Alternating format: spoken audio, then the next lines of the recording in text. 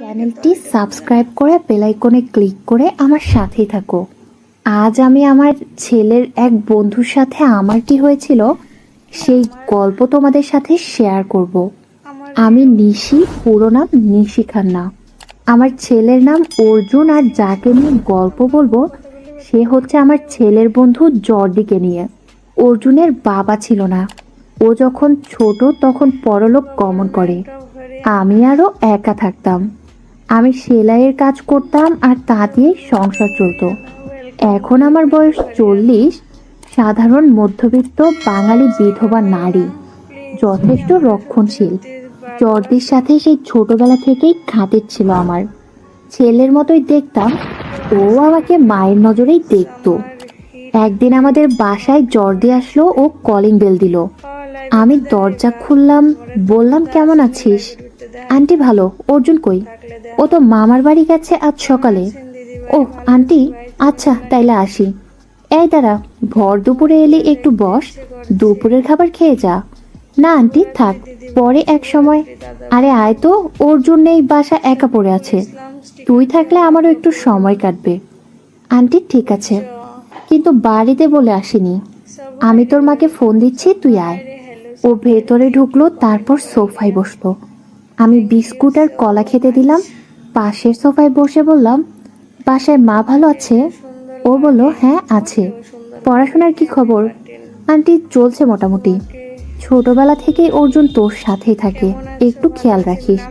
হ্যাঁ আন্টি, আমরা একসাথেই থাকি। আজ খুব গরম পড়েছে না রে? তুই একটু বস, আমি আর থাকতে পারছি না, একটু গোসল দিয়ে আসছি, এসে একসাথে খাবো। আচ্ছা আন্টি যান। আমি গোসল করতে গেলাম, ও এদিক ওদিক তাকিয়ে পায়চারি করতে লাগলো। তারপর অর্জুনের ঘরে গেল। ওর জিনিসপত্র ঘাটাঘাটি করতেই পাশের ঘরের বাথরুম থেকে আমি ওকে ডাকলাম, জর্দি জর্দি। ও বলল জি আন্টি, আমার গামছাটা রেখে আসছি ভুলে, একটু নিয়ে আসবি? আচ্ছা আন্টি। ও গামছাটা নিয়ে আসলো, বলল আন্টি এনেছি। আমি হাত দরজার ভেতর থেকে বের করে বললাম দে। ও গামছাটা দিতে এগুচ্ছে, হঠাৎ বাথরুমের সামনে থাকা পানিতে পা পিছলে বাথরুমের দরজার সামনে ধাক্কা দিয়ে দরজা খুলে আমার ওপর এসে পড়লো। আমার গা একদম খালি তখন। আমার গায়ের রং হলুদ ফর্সা, বুকের সাইজ বিশাল। পাছাটা দেখলে যে কোনো পুরুষের 12টা বেজে যাবে, কি বিশাল। আমি আহ ওহ করে কাতরাতে লাগলাম। পড়ে যাওয়ায় আমি খুব ব্যথা পেয়েছি। আমি ওকে আমার উপর এভাবে দেখতেই সরিয়ে দিলাম, ও উঠে দাঁড়ালো। আমাকে এই অবস্থায় দেখে ওর দাঁড়িয়ে গেল। কি করব বুঝতে পারছিলাম না। আমি কোনো রকমে উঠে দাঁড়ালাম, গামছাটা নিয়ে শরীর ঢাকতে লাগলাম। কিন্তু গামছাটা ছোট হওয়ায় সে শুধু বুকটা ঢাকতে পারলাম। ওকে যেতে বললাম, কিন্তু ও অন্য কিছু আবিষ্কারে ব্যস্ত। ও আমার দিকে দেখতে লাগলো, ওর যেন চোখের পলক পড়ছে না। আমি বললাম যা। ও তখনই আমার কাছে এসে এক হাত কোমরে দিয়ে আরেক হাত দিয়ে আমার ওখানে হাত দিল। আমি আহ করে উঠলাম। তারপর আমি ওর গালে একটা থাপ্পড় মারলাম। তখনই বুক থেকে গামছা খুলে গেল, আমার সেদিকে হুঁশ নেই। আমি রাগের চোটে বলতে লাগলাম, তুই আমার ছেলের মতো, ছোটবেলা থেকেই তোকে ছেলের মতো দেখেছি, আর তুই ছি, আমি তোর বন্ধুর মা। ও মুখ খুললো, একটু হেসে বলল, হে হে, নিজের মতো নন আপনি। নিজের মাকেও এই অবস্থায় দেখলে এই কাজটাই করতাম। নটির বাচ্চা, কি বললি? ও তখন পকেট থেকে ফোন বের করলো, তারপর আমার একটা ছবি তুলল। তারপর বলল, আন্টি বেশি কথা বলবেন না, না হলে এই ছবি দেখে আমি আর আপনার ছেলে একসাথে হাতের কাজ সারবো। আমি বললাম, কুত্তার বাচ্চা ডিলেট কর। ডিলেট করব, কিন্তু একটা শর্তে। এই, তুই আমাকে শর্ত দিচ্ছিস?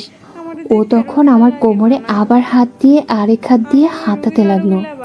আমি উফ করে উঠলাম, বললাম, শয়তান কি করছিস, থাম। ও থামলো না। আমি এবার অস্থির হয়ে উঠলাম। প্রায় 10 বছর পর কেউ আমার শরীরে হাত দিল, মন কি শান্ত থাকে। আমি ধীরে ধীরে কাবু হয়ে পড়লাম, হঠাৎ ওর হাতটা ধরলাম। তারপর বললাম, দেখ জর্দি, তোর বয়স কম, আর আমার বয়স অনেক বেশি তোর চেয়ে। আমি প্রায় 10 বছর ধরে আদর খাইনি, তোর হাত পড়ায় আবার যৌবন জ্বালা শুরু হলো, তুই আমার জ্বালা মেটাতে পারবি? ও বলল, আন্টি আমি আগে কখনো করিনি, আপনি সাহায্য করলে অবশ্যই পারবো। এই ব্যাপারে যেন কেউ জানতে না পারে, বিশেষ করে অর্জুনকে। কখনোই ওকে বলবি না যে তুই আমাকে আদর করেছিস। আন্টি আপনি নিশ্চিত থাকেন কখনো বলবো না। ঠিক আছে, চল আমার সোনা, আজ বন্ধুর মার সঙ্গে জীবনের প্রথম কাজ করবি। আন্টি চলুন বেডরুমে যাই। শোন, তোর মুখে আন্টি ডাক শুনতে খুব ভালো লাগে আমার। জি আন্টি। আমরা বাথরুম থেকে বেরিয়ে বেডরুমে খাটে গেলাম। আমি গিয়ে খাটে শুলাম। এরপর কিছুক্ষণ আমরা একে অপরকে জড়িয়ে ধরে চুমু খেলাম। এবার শুরু হলো আমাদের রোমান্টিক খেলা। আমরা অনেকক্ষণ ধরে খেললাম। এক সময় খেলা শেষ হয়ে গেল, ও আমার পাশে শুয়ে পড়লো। ভেতরে ফেলাতেও একটু চিন্তায় পড়লো। ও আমাকে বলল, আন্টি সমস্যা হয়ে যাবে না তো আবার? আমি ওকে অভয় দিয়ে বললাম, না রে, কি যে বলিস, সে বয়স কবে শেষ? তুই শুধু কাউকে বলবি না আজকের ব্যাপারটা। আপনি নিশ্চিত থাকুন আন্টি, আজকের এই সুন্দর স্মৃতিটাকে মনে রাখতে আসুন একটা ছবি তুলি। এই বলে ফোনটা নিয়ে ওই অবস্থায় জড়িয়ে ধরে 4-5টা সেলফি তুলল।